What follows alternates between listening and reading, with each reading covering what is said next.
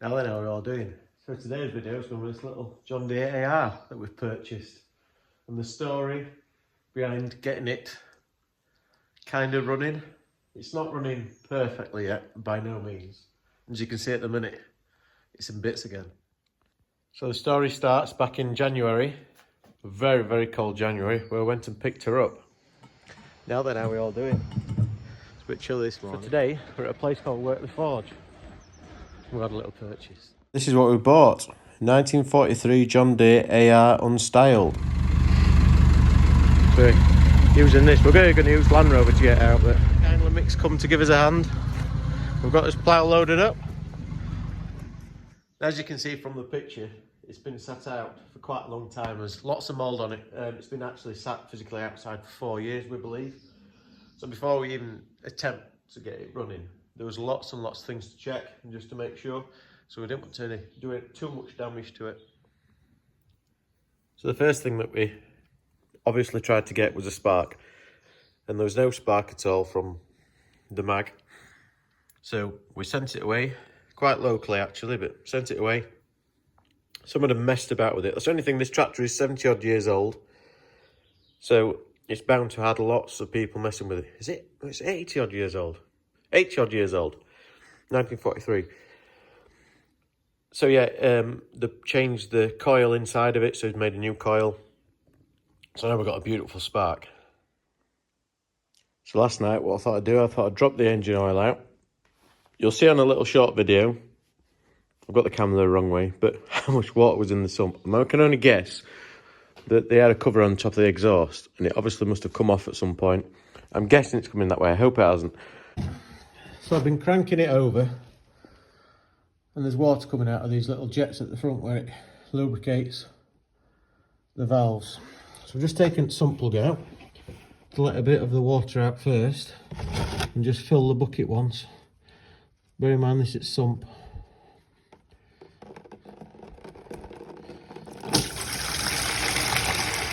Nice. Coming that way. I've checked the radiator and the coolant system, and I don't think it's leaking internally. I don't think.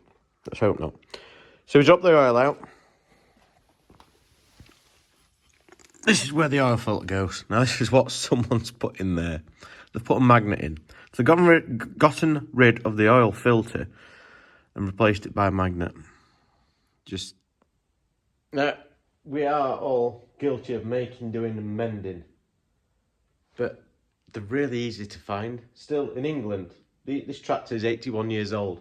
I got the filter within a day for £11 plus that.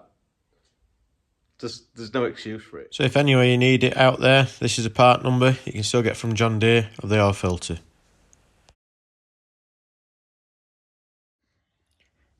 This is another little problem we found with the John Deere. This tank's had a previous repair. I think it should probably be done with lead, but they've done it with solder and not done a particularly great job. So it's something I've never ever done in my life. So I'm going to go to my friend John's and he's going to help me solder it back in. Come off relatively easy, didn't it, that? So what's that? So we're just saying before we stick it on, we're making sure that writing's right way matching. I like it.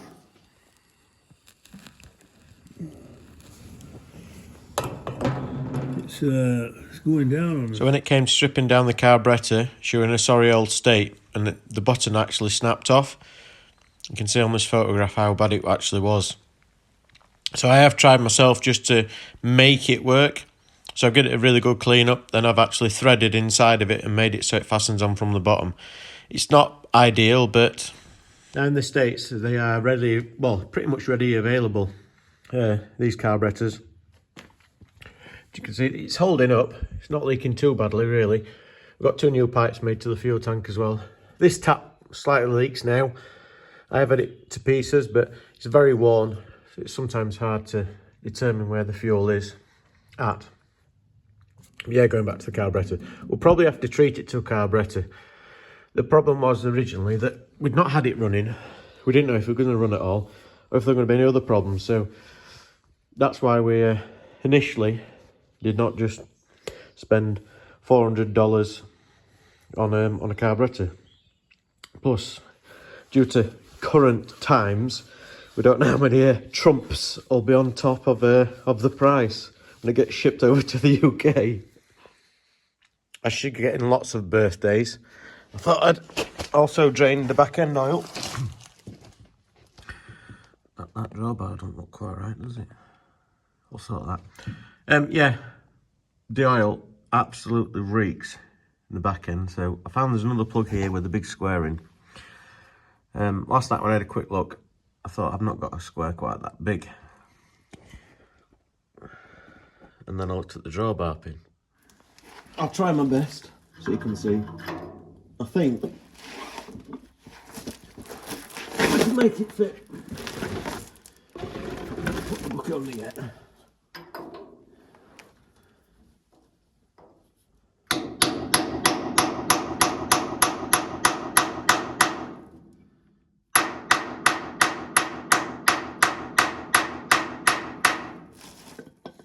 Oh, that was very lucky.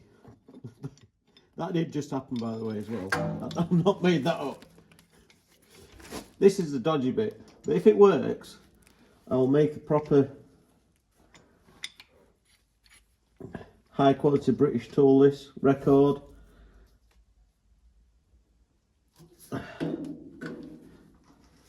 See, that's where farming, don't know, ingenuity comes in well. No damage. Oh, she's still a bit tight. No damage done. It's the correct size, and yeah. That's for putting a magnet inside the transmission. Right, well, we should. I thought it was finger tight.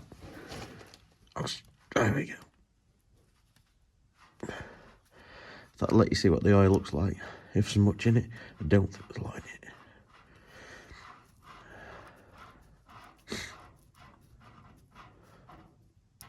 Oh, isn't it like? Oh, lovely. Jesus. If we had smell-o-vision right now, that stinks.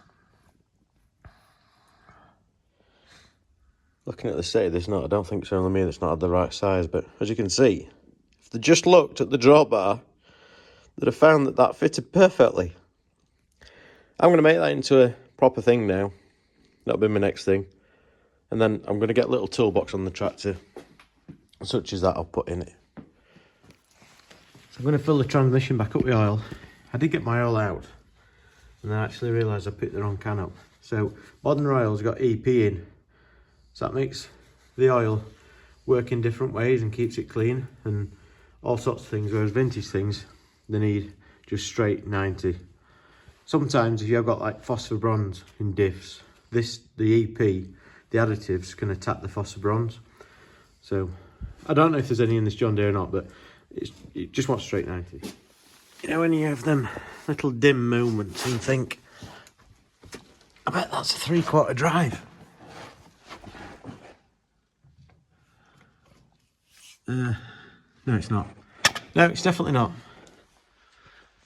The pressures of putting your face out there on the internet, just making sure thinking, I bet you got that wrong. I bet you actually got a ratchet. But no, it's too small. Well, smallish. My German friend said I'd end up painting it. I'm just literally painting that though. It's someone already painted it red, which undercoat is not top coat, so it's not like waterproof. So I thought if I put this on, it'll stop it from rusting. I'm going to try and age it next, so it looks rough. It already looks pretty rough. I've brushed it, but yeah, that's my plan. I don't want it looking shiny new. That's why the end's still not painted, because that'll be visible. I've got my trusty assistant come and have a look. So there's a streamer filter in the bottom of the engine. So this is the big end of each piston. And the piston's going like that. So we're going to try and get the streamer filter out the bottom, just to clean it all out so it's nice and clean. So this is a gauze. Oh, nearly. That comes off there. This is a gauze. The bottom is full of rubbish, nearly swore. But it's also the oil pump. Well, it is the oil pump, because I've just got a mouthful of diesel. So you can see all the watery rubbish that needs to get cleaned out of there. I'm not sure how much you can see from this, but that's each piston. These two pipes here come from that little pump I've just showed you. And then, yeah, you can see the pistons inside just. And then above, you can see how the timing works for the magneto. And then you can actually see where the valves run on each side as well.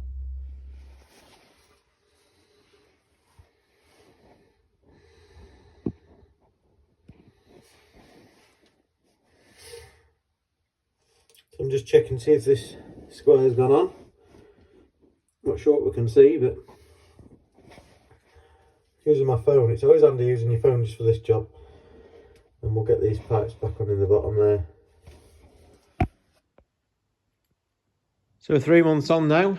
It's the end of end of March. We finally got the magneto back. Dad said it's got a really good spark, so I just made sure there's no water in the bottom of the sump. And then I'm going to put the oil in.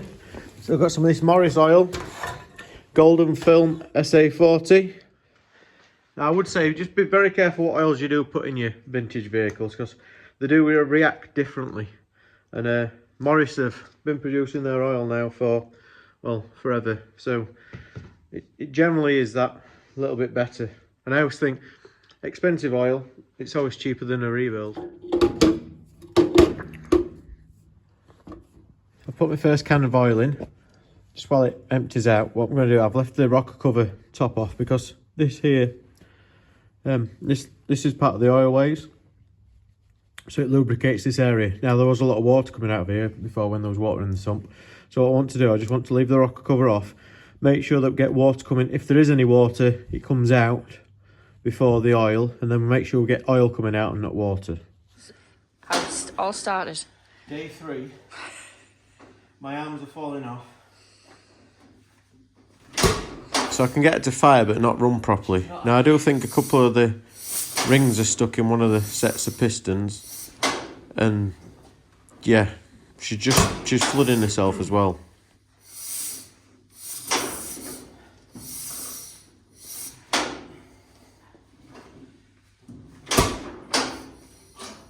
I don't let that choke open, close.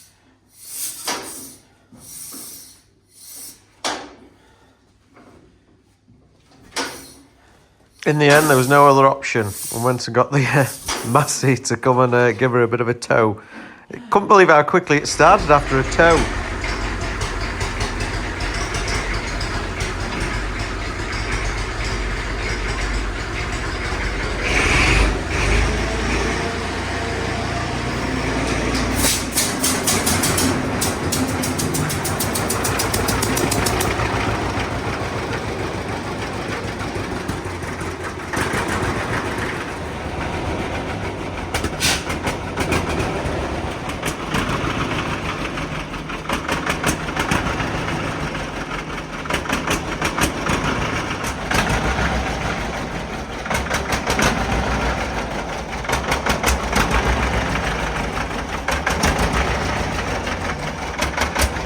As you can see, she's finally running.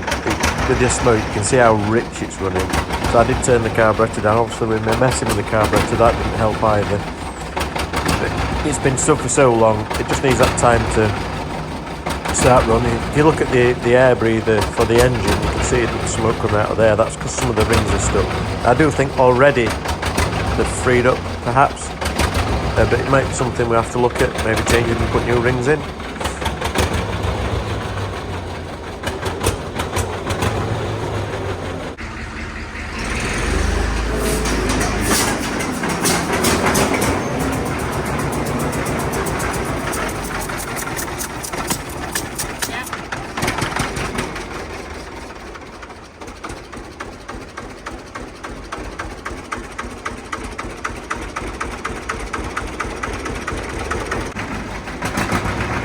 Here I am just fiddling with the set screws on the top of the carburettor, just trying to get it to run slightly better. We did find eventually though as well, one of the starting cocks where you can decrease the compression.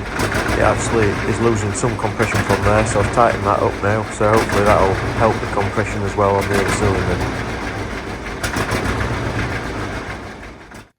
So as you can see, we've had a run-in a fashion. Obviously my messing with the carburetor probably hasn't helped. But still, the fuel as well, you're struggling with modern fuel, perhaps, I don't know. But we had a nice spray of oil coming from the flywheel. So inside here, there's an oil seal on the shaft. We've had one made locally. So the next step is put it back on and see if it leaks again.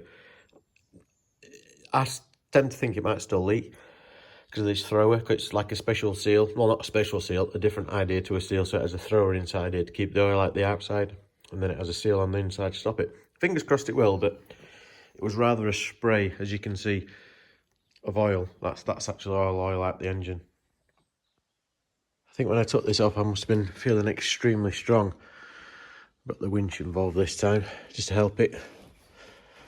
Work smart, not hard. That's what they say, isn't it?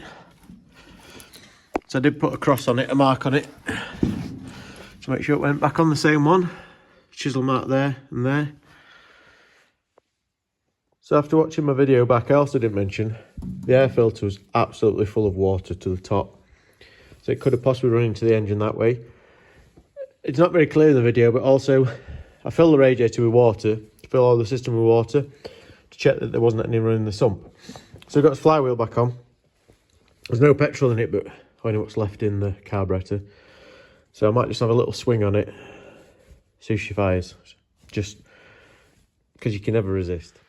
And if she does fire, this is where I regret not putting any petrol in, because it will stop. Right, take one. Choke fully out, revs on. The accelerator works the opposite way as well to what you'd think. The cock on the other side now is nice and tight. This one's open.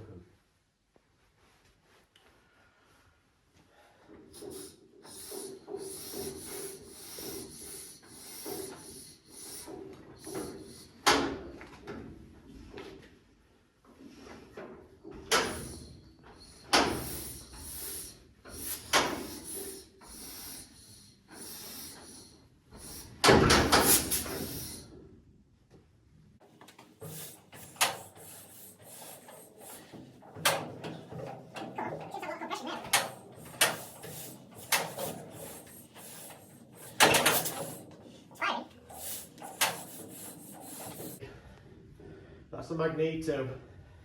As a trip system, so it gives it an extra good bit of spark.